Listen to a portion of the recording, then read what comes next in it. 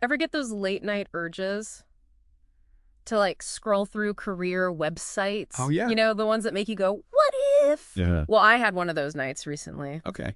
And I went down this rabbit hole. Yeah. And it led me to RoleCatcher's That's- in-depth guide on, wait for it, Okay. becoming a psychic. Becoming a psychic. Yeah, psychic. That's Can you yeah. imagine, like, if that was Yeah. a real career path? And you thought choosing between like marketing and graphic design was tough. Seriously. But here's where it gets really interesting. Okay.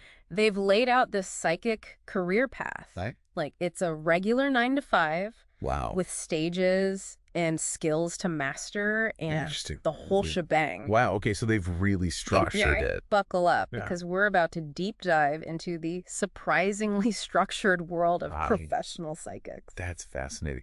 It's interesting how they've taken this concept of, Yeah.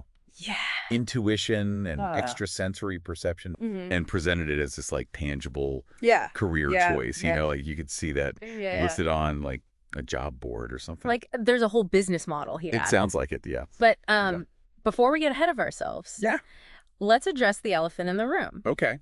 What does a psychic actually do day in and day out? Day to day, that's a great question. I'm curious about that too. RoleCatcher, and this is interesting. Okay. They use very specific language. Okay. They say psychics claim to utilize extrasensory talents to gain insight into people's lives, future events, even like hidden situations. It's subtle, but that careful wording speaks volumes. It does. It's like they're acknowledging the skepticism, Right. but also diving headfirst into the how-to of it all. Exactly. So we're not here to debate the existence of ESP or anything like that. Right, right. We're on a fact-finding mission today. I like it. What's fascinating to me is how RoleCatcher breaks down the day-to-day of this profession. Right. It's not all like crystal balls and cryptic pronouncements, right? Yeah, right, exactly. Not at all. They delve into Yeah. how psychics provide guidance on things that I think like we can all relate to: relationships, career paths, finances, even health concerns. They're really tapping into those like universal anxieties we all have, right? Totally. Will I find love? Yeah. Am I on the right path? Right. It's interesting how they position themselves within those very human needs. It's almost like they're framing themselves as like specialized advisors using these alleged abilities to provide clarity. Right, to kind of, cut through the noise and give you some direction. And I noticed they mentioned traditional practices like tarot, palmistry, astrology.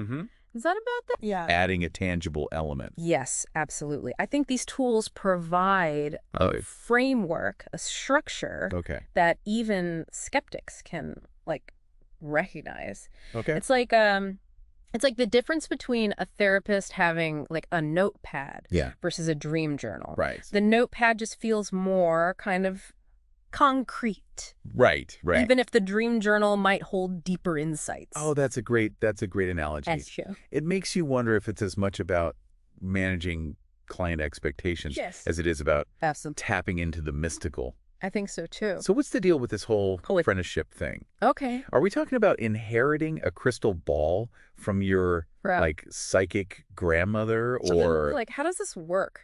Not quite. It seems the path to becoming a psychic isn't about mystical inheritance. Okay. They highlight the importance of starting with an apprenticeship. Okay. Under a more seasoned psychic. Interesting. Yeah, it's about learning the ropes from someone who's been there, done that. Hold on, a psychic apprenticeship? That sounds like something straight out of a fantasy novel. It does. What do you even learn in a psychic apprenticeship? I know. Is there a curriculum, a syllabus? Like, how does that... Right, like are there textbooks? Yeah. Yeah. Think of it less as like a traditional apprenticeship and more as like an internship for your intuition. An internship for your intuition. Yeah, you're shadowing an experienced psychic, observing how they interact with clients, handle different personalities and requests, and navigate ethically delicate waters. So it's not just about whether you can see the future. It's not just about the... Yeah. It's about how you communicate it. Exactly. It's about turning those, supposed insights into actionable advice. Yeah. Offering comfort and guiding clients through their concerns. Essentially, it's client management. Okay. But with a mystical twist. With a mystical twist. Yeah. Exactly. It really humanizes the whole profession, doesn't it? It does. You're not just dealing with cosmic forces. You're dealing with people and their very real problems. Absolutely. It makes those ethical considerations even more crucial. For sure. RoleCatcher actually goes into a decent amount of detail about the different stages of a psychic's career. Okay. After your apprenticeship, you move into the junior psychic phase. Okay. This is where you're building your client base, refining your techniques, and figuring out your niche, I guess, within this unusual market. Yeah. So you're not just handed like a crystal ball and a business card after your apprenticeship. It's interesting how they've incorporated those kind of traditional career milestones into this unconventional field. That's right. What does refining your techniques even mean in this context? That's a great question. Yeah. Because, you know, when we think about refining techniques, we often think about things that are maybe a little more tangible. Right, right. It's about more than just practicing tarot spreads or learning new astrological interpretations. Right. This really delves into the nuances of delivering readings. Reading, like subtle cues from your clients.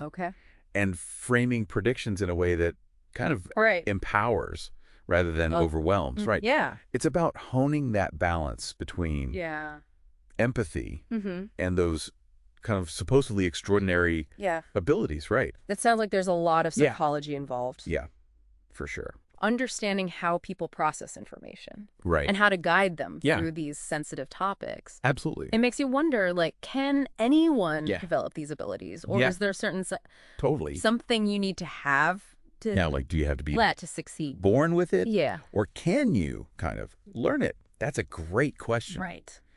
RoleCatcher seems to lean towards the anyone can learn philosophy. Okay, interesting. They emphasize practice, training, and developing your kind of like intuitive muscle, just like you would any other skill. Interesting. They even talk about the importance of networking within psychic circles, attending workshops, and continuously kind of learning from more experienced practitioners. So it's not enough to just be good at like reading tarot cards. You need to kind of like... It's a business, market yourself and build a client base. Yeah, the hassle. And network with others in your field. It's like any other freelance career, just with a more intangible service, I guess you could say. With a little more, a little more mystique. And eventually, you could reach those like senior psychic levels. Yeah, you would. What does that even look like? Yeah, so imagine becoming like the go-to psychic. Okay. The one with like years of experience. Okay. A loyal clientele. Right. Maybe even a waiting list.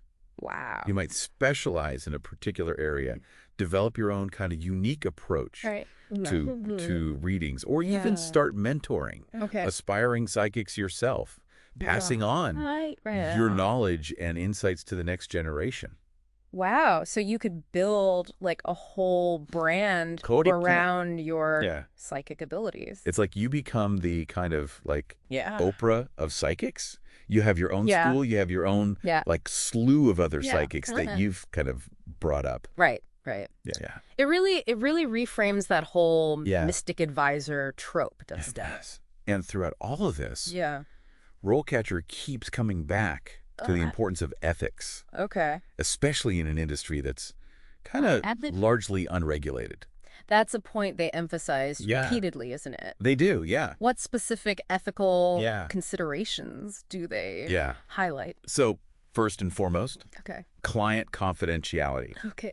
Just like any other counseling profession, you're dealing with people's vulnerabilities, their deepest fears and hopes. You know, you can't go blabbing that around. Right, right.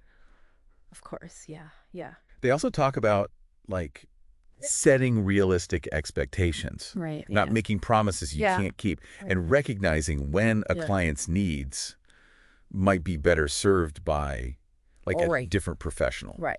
Like a therapist. Yeah, exactly. Like a therapist or a counselor or something. It's about knowing your boundaries and prioritizing for sure the client's well-being above all else. Your job is to help them not to kind of take advantage of the situation. That makes sense, especially when you're dealing with people who might be in a vulnerable state. Yeah. They're coming to you for guidance, for reassurance. And navigating that skepticism must be a constant challenge. Absolutely. RoleCatcher suggests handling that skepticism with grace and respect. Okay. It's about acknowledging different viewpoints without kind of compromising your own integrity or belief. Right. It's a delicate balance, isn't it? It's like holding on to your own convictions while also creating that safe space for people who might not share them. Oh, it's a tough one. You know, for our listener who might be thinking, okay, this is fascinating, but like, what's the takeaway for me? Right. What are the key insights we can glean from this deep dive, even if we don't plan on hanging up a psychic advisor shingle anytime soon? Exactly. Yeah. What can we extrapolate away from this? It's easy to dismiss this as this like niche career path, but there's a lot we can learn from how RoleCatcher has kind of framed it.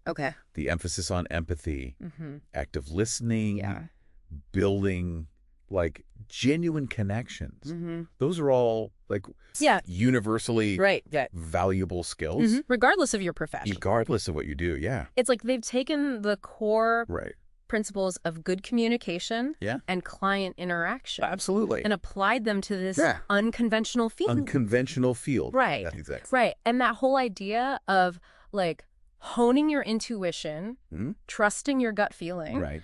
Those are valuable tools in any decision-making process, whether you're closing a business deal or choosing what to have for dinner, you know? Totally.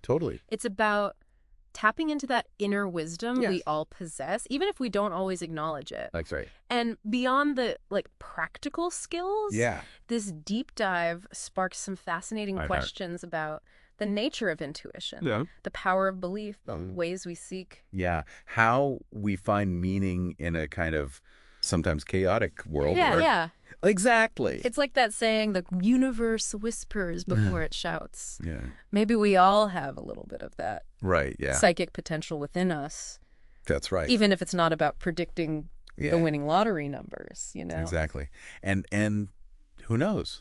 Maybe that's like the most valuable lesson of all. Right. It's about approaching life with that sense of wonder, acknowledging the possibility of something like beyond our current understanding. Speaking of which, you mentioned that RoleCatcher included potential interview questions for aspiring psychics. That's right. I can't believe I forgot about that. I know.